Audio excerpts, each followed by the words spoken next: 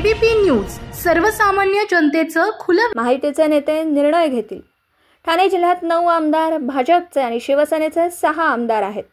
कुठल्याही पक्षाला वाटते आमचा पालकमंत्री व्हावा, ठाणे जिल्ह्यातील पालकमंत्री असावा अशी रास्त अपेक्षा. पक्ष ठरवत असतो. ज्या वेळी जे वाटते ती जबाबदारी पक्ष त्या व्यक्तीला देत असतो. पक्ष सर्वांना सामावून घेण्याचा प्रयत्न करत असतो. हल्लेखोरांना लवकरात लवकर अटक करावी, आरोपी जेरबंद केले पाहिजे. याबद्दल देवेंद्र फडणवीस यांनी त्यांची बाजू मांडली आहे. त्याला माझे अनुमोदन आहे. संविधान विषय व इतर ठिकाणी त्यांचे आंदोलन सुरू आहे. त्याप्रमाणे त्यांनी अशा प्रकारची भेट दिली असेल तर त्यात आक्षेप घेण्याचं कारण नाही. येऊरमध्ये अनेक अनधिकृत बांधकामं आहेत. त्यांच्याकडे फायर ब्रिगेडचे प्रमाणपत्र सुद्धा नाही. प्रशासनाने कठोरात कठोर कारवाई करण्याची गरज आहे. कायमस्वरूपी धाक बसावी अशी कारवाई प्रशासनाने करावी. येऊरसारख्या निसर्गरम्य परिसर उद्ध्वस्त करण्याचं काम सुरू आहे.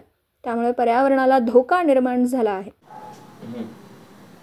नाताळ आहे, 31 आहे, यासाठी येऊरमध्ये जोरदार तयारी जी आहेत हॉटेल मालक असतील, धाबे चालकांची सुरू झाली आहे.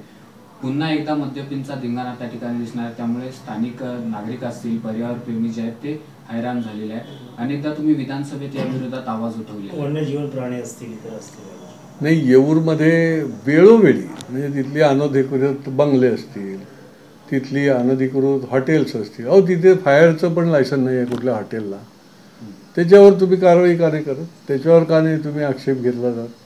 आणि त्याच्यामुळे कुठेतरी आता प्रशासनाने कठोरपणे त्या ठिकाणी भूमिका घेण्याची गरज आहे. आता असं झालेलं आहे की लोकांना वाटतं की हे आता असंच चालत राहणार आहे. तिथले वन्यजीव, तिथले तिथे तिथे होणारा आवाज, तिथे होणारी बांधकामं ती आणि या 25 डिसेंबरच्या निमित्ताने किंवा या विकेंडच्या निमित्ताने देखील तिथे ज्या पद्धतीने येऊर जे आहे ते वेठीस धरलं जाते, याच्यावर कठोरपणे आक्षेप घेतला पाहिजे. त्याच्यावर कठोरपणे कारवाई केली गेली पाहिजे. कारवाईची नुसती आपली ज्याला म्हणता येईल की मुलामात चालणार नाही, वरवरची कारवाई चालणार नाही, की कायमस्वरूपी एक धाक बसेल अशा प्रकारची त्या एजन्सीजनी, मग पोलीस यंत्रणा असेल, शासकीय यंत्रणा असेल, महापालिका असेल, यांनी कठोरपणे कारवाई केली पाहिजे. आणि हा जो काही गोंधळ येऊरला चालू आहे किंवा येऊरचा दुरुपयोग चालू आहे, इतक्या सुंदर निसर्गरम्य परिसराचा तो उद्ध्वस्त करण्याचं जे चालू आहे, तर त्या पर्यावरणाला देखील त्याच्यामध्ये धोका निर्माण झालेला आहे. अनेक वेळेला आम्ही प्लास्टिकमुक्त येऊर, काचमुक्त येऊर म्हणून लोकांना घेऊन ते साफसफाई करायला जातो, परंतु हे होताच कामा नये मुळामध्ये.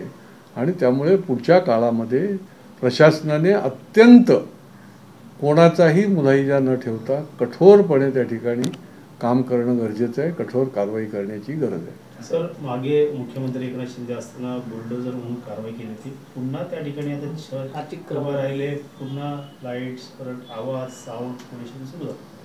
खरं तर पोलिसांनी एक पोस्टर लावलेला आहे की 6 वाजता येऊर पूर्णपणे पर्यटकांसाठी बंद, तर दुसऱ्या दिवशी सकाळी 7 पर्यंत. पण अशी परिस्थिती प्रत्यक्षात दिसत नाही आहे अजून देखील. नाही, म्हणूनच मी आपल्याला म्हटलं की नुसतं तोंड देखलं, वरवरची कोणीतरी आवाज उठवला, पर्यावरणवाद्यांनी आवाज उठवला किंवा नागरिकांनी आवाज उठवला म्हणून आपलं वरवरती तोंड देखले कारवाई जी आहे ती आता लोकांना कळायला लागलेलं आहे.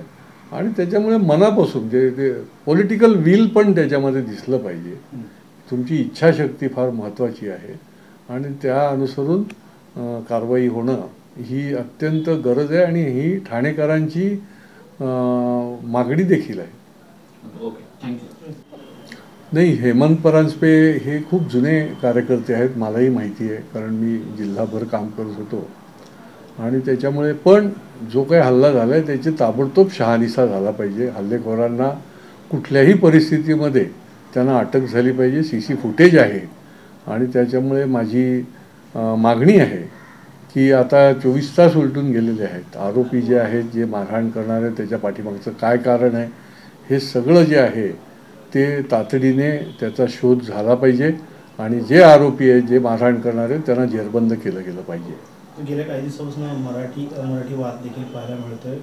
कल्याण असेल, ठाणे असेल, मुंबई असेल, काय सांगा, याच्यावरती कारवाई करण्याचे आदेश दिलेले आहेत फडणवीस यांनी आणि आवेरावी सहन करणार नाही असं देखील ते नाही, त्यांची भूमिका जी आहे ती सभागृहात पण त्यांनी ती मांडली आणि अतिशय रोखठोकपणे अतिशय चांगल्या योग्य अशा शब्दात मांडलेली आहे आणि त्यामुळे त्या भूमिकेला निश्चितपणे माझं अनुमोदन आहे आणि ते स्वीकार्य भूमिका आहे की अशा प्रकारचा फक्त एवढंच आहे त्यांनी हे देखील मांडलेलं आहे की कोणी याचं राजकारण करू नये.